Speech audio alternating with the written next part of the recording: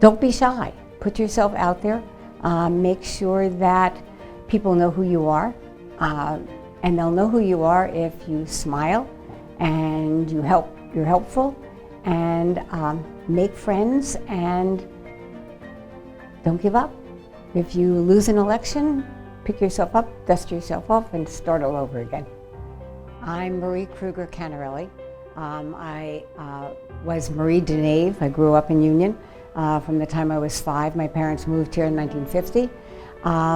I became a teacher in town for 40 years. I love this town, so I decided to stay here and make it my home when I got married. And I've been here for 70 years, and I love this town. I think my greatest accomplishment is the Douglas Michael Kruger Scholarship Fund. It represents everything that my son was, a leader, kind, gentle, friend to everyone, and that's what I wanted to have him remembered as. So we chose to create the Douglas Michael Kruger Scholarship Fund, and at first it was just for Union High School students who exhibited the same traits that Doug did: leadership, kindness, 3.0, desire to help others. And then we broadened it.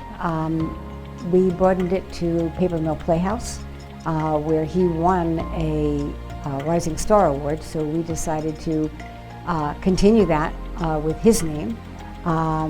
We just recently began giving a sizable amount to the conservatory, Summer Conservatory Fund, so that disadvantaged children who cannot afford to pay for summer conservatory or pay in full will be able to go, thanks to the Kruger Scholarship Fund.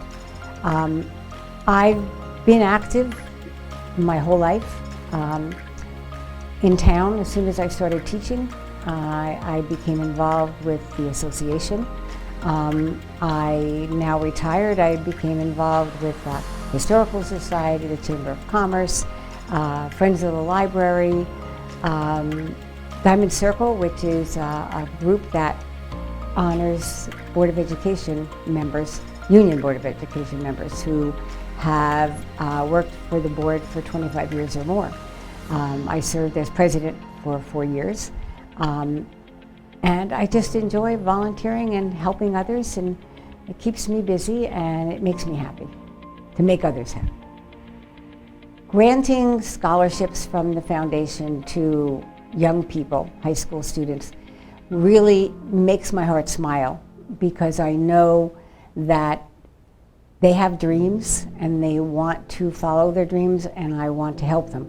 But what makes me even happier is when I learned that a graduate of the high school is doing something and needs help. Just recently, we helped a young lady who is in her senior year doing her senior project. So we gave a donation to become an associate producer for her. There was one young man who graduated high school, Union High, and he did a GoFundMe because he needed, within 1 week, to raise money for a choreography dance with a rather renowned choreographer. I saw it in the middle of the night, and I saw that he needed $1,200.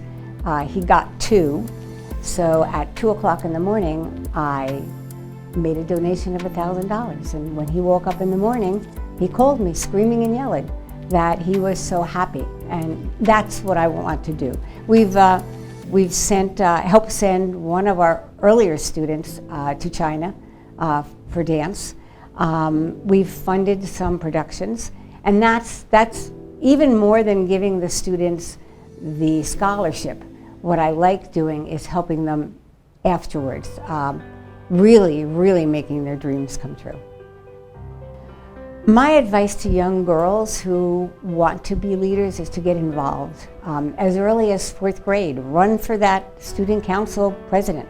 run for student council in junior high, in middle school. Every time there's an election, put yourself out there. Volunteer, get involved in the clubs.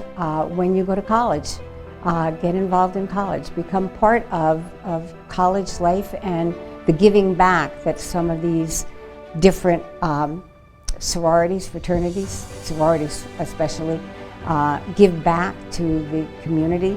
And just don't be shy. Put yourself out there. Make sure that people know who you are. And they'll know who you are if you smile and you're helpful, and make friends, and don't give up. If you lose an election, pick yourself up, dust yourself off, and start all over again. The woman who inspired me the most in my life, there are two of them actually, but the most is my mom. She became a widow at age 42. My father did not believe in life insurance. His parents lived to be 99. He died at 51. So my mother became a widow at 42 with a house, 2 young children, and never having held a job down before. She got a job in National Family, which was a discount store on Route 22 back in the 60s as a cashier. And she moved herself up to working for Red Devil in Union as data processing. She was one of the first women who worked in the big, cold data processing monster offices, doing the first computers. She was an inspiration because she never let anything get to her. She wore the same skirts and blouses so that my sister and I could have everything that we wanted. So just as an aside, when my sister and I began working, we started buying my mother clothes. And she had more clothes with tags on them that she had never worn, and that was okay because that's what we wanted to do for her. The second woman is Sister Christine from St. Michael's School. Her name is Pat Coakley. She's 92 years old.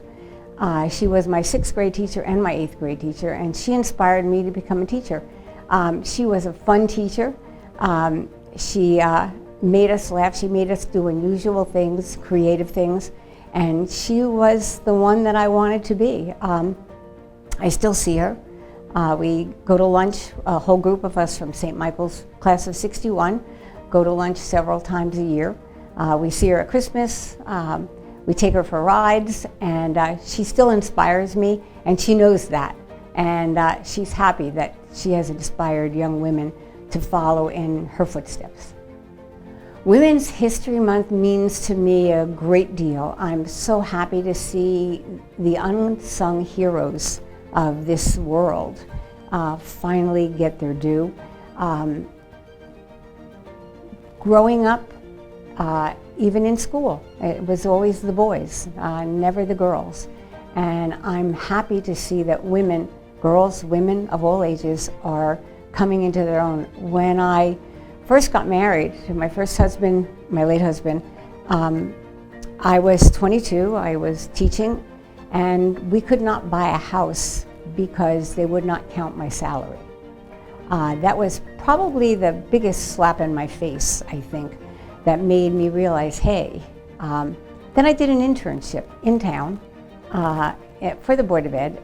There were 2 of us. There was a male intern and me. And I got the silly things to do. And that put me on the road to saying, wait a minute, I can do this. And I never looked back. I continued to forge ahead. International Women's Day and Month, I think, could be served by ordinary women by telling their stories to their families. I don't know necessarily that girls know what their mothers have gone through. I know that I am keenly aware. I was 5 years older than my sister when my father passed away, and I was more keenly aware of what my mother went through than my sister. And I think families need to know that. It's very good to honor celebrities and honor people who have done great things, women who have done great things, but I think it's the extraordinary things that ordinary women do that the story needs to be told, and the best way to tell it is through your family. Pass down that information so that your grandchildren, your great-grandchildren will know who you were and what you did to keep your family afloat. Being honored by my very own town, which I love dearly, is really something I'm very proud of. Humble at the same time, but I love this town. I've been here for a long time. I've seen it go through many changes. I'm proud of the changes that it's going through now. I'm proud of the town we have become, and it makes me happy to be part of Union Township.